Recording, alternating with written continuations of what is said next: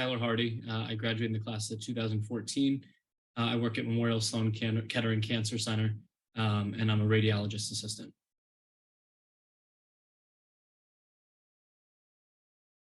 I'm a neurology radiologist assistant. It's kind of the term radiologist assistant's a broad term for a couple ways that you can go with the career. Currently, I'm in the neuro sector of it. And so my kind of day-to-day job includes doing lumbar punctures and myelograms, which are a type of procedure that we do at the cancer center very often.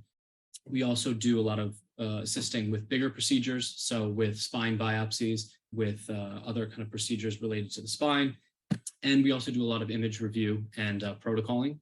So really, we kind of cover a lot of different variations of the job. Some stuff is kind of hanging out at the computer. Some of it is much more hands-on and physical. And it's kind of a nice balance of the two. Some other people at the hospital, some of the other radiologist assistants have similar jobs, just not as focused on the neuro part of it.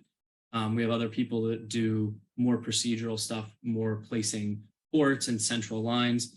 And we have some people that are just at the computer all day. So kind of the beauty of the job is that whether you want to do something more hands-on or less hands-on or kind of something in between, there's really a spot for everybody. It's a very new career. There's about 700 of us in the country. So it's a really, really small group. It's kind of a niche thing. And we kind of fall under that category of, PAs and NPs. But what, I was told and what I tell most people is that for our job, we learn a lot about a little in terms of we, kind of focus our stuff on radiology, where PAs and NPs, and again, not that there's anything wrong with them, but they learn a little about a lot. So our scope is much more centralized.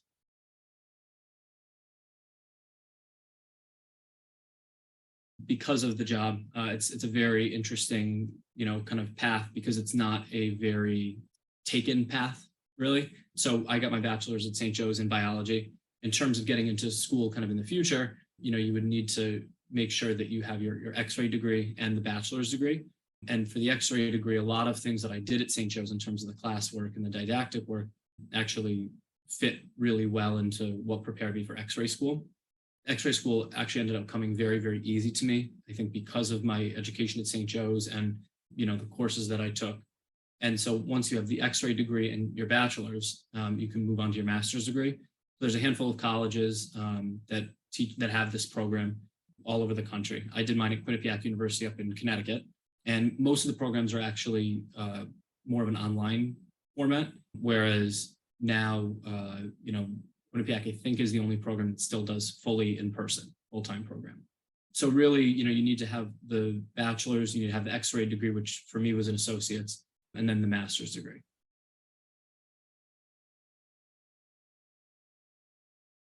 It's funny because a lot of the skills that I developed actually kind of had nothing to do with the school side of it. A lot more of it was things like time management is a huge thing.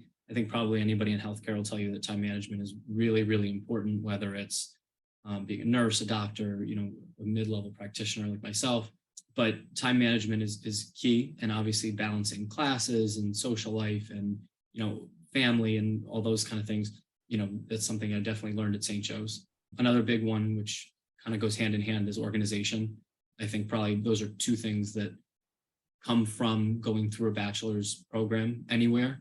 But, organization is really important in terms of, keeping track of everything. And, you don't want to make mistakes, and it's important to kind of figure out the way that you work as a, individual and how to really kind of keep everything together as you move through, school and into your job and everything like that. A couple other things are confidence. Obviously that's something that comes in time, but being confident in what you know and what you do and, all the hard work that you put in, whether it's, in your bachelor's degree, whether it's in your master's degree, whether it's all the kind of time that you put into learning, it's really important to kind of take all of that stuff that you learned and apply that to your job and be confident in yourself and, your approach and everything like that. A few other things are just patience as well. Sort of another thing that just comes with more time. Everything can't happen as quick as you would like it sometimes. In the healthcare setting, you work in teams. You need to learn how to be patient with others, be patient with patients. That kind of thing is super important as you kind of go through a career in healthcare, because without it, it kind of causes a bad workplace. And then the last thing is just to kind of develop and build a logical thought process. a lot of times kind of in conjunction with the patient's aspect, being able to think logically and think in a very straightforward manner and, plan or think about things in a way that just makes sense, especially in the medical field, is really important.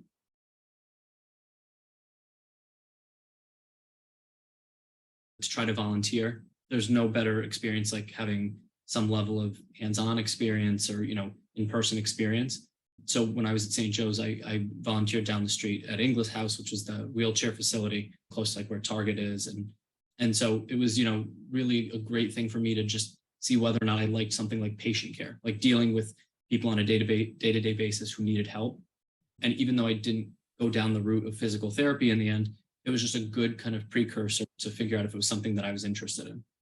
Another big thing is to take some courses or classes that are related to the field. So, if you're interested in something like healthcare, taking an anatomy and physiology course is like a great example if you're interested in the health sciences. Or, also indirectly take some classes that sort of relate. So, I remember at St. Joe's, there was a couple courses that kind of related with like life and death that were philosophy courses. So even taking some things that may not directly apply, but just some things that would kind of help round you out that are in the realm of that career, path, I think are really important. And then kind of that's something that's a little bit different is to learn another language. It's again, something that you wouldn't necessarily think of when going into this profession, but there are so many times I wish I knew Spanish or another language, especially working in New York City, people from all walks of life speaking so many different languages. And the number of times that I, have to try to find somebody or, hunt someone down to, help translate something. And so I think, in a weird way, something even so different than healthcare, something like that makes a huge difference. It would be great to learn and to know.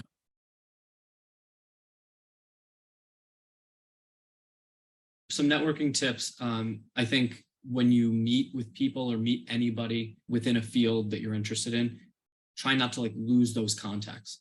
If you go volunteer somewhere, as I had mentioned, and you meet somebody remotely in the profession, pick their brain about all of these different things and all these aspects that, go on in your head about, are you going to like this? Is this something that's for you? And when you leave them, make sure to try to get their contact information, connect with them on LinkedIn, any of those type of things, just to, establish some level of connection so that, down the road, if you ever need or you want to reach out to that person, whether it be for a job or just a basic question, you have them. I think the other big thing is that it's always a smaller world than you think it is. I had mentioned earlier that, my career, my job, there's about 700 of us at the current moment. And so that's a really small world. And, if you take it into the broader scope of radiology, there are more people, more than 700, obviously. You never know which people of those 700 or, the people in the extended radiology scope, in my case, can help you in the future. Like I said, whether it be for jobs, for advice, for, other information that can kind of help you in your career.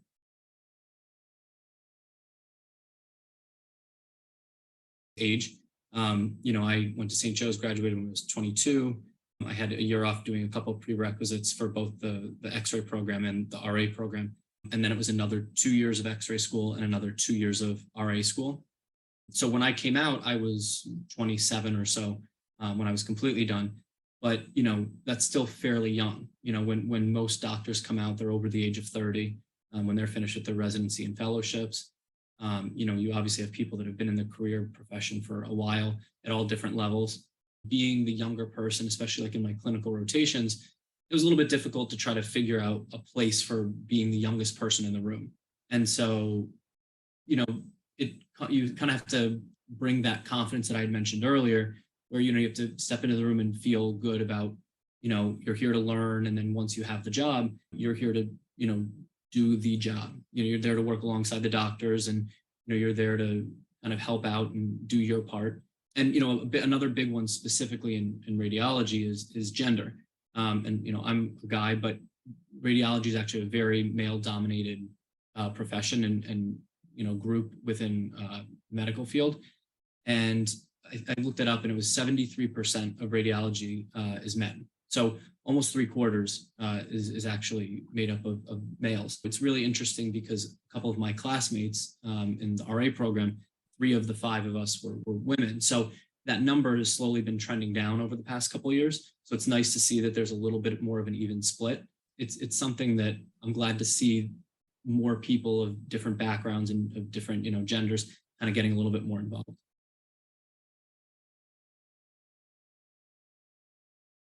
So the governing body that takes care of the radiologist assistants or anything within radiology is the ARRT. ARRT.org is their website.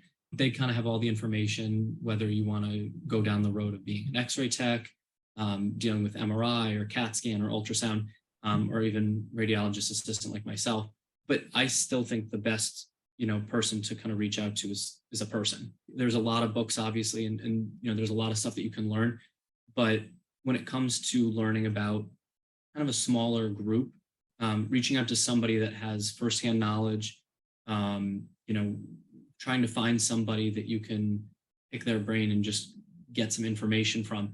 I think that's the most important resource or the most valuable resource that you can kind of find when it comes to something like this.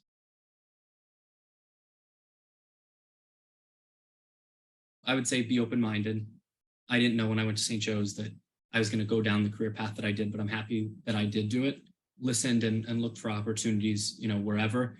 I think when you're in school and you're presented with, a couple opportunities, kind of the bigger things, you hear about things like being a doctor or a nurse. Those are the ones that kind of immediately come to mind because those are the most accessible. But it was actually a family friend that suggested this career path to me.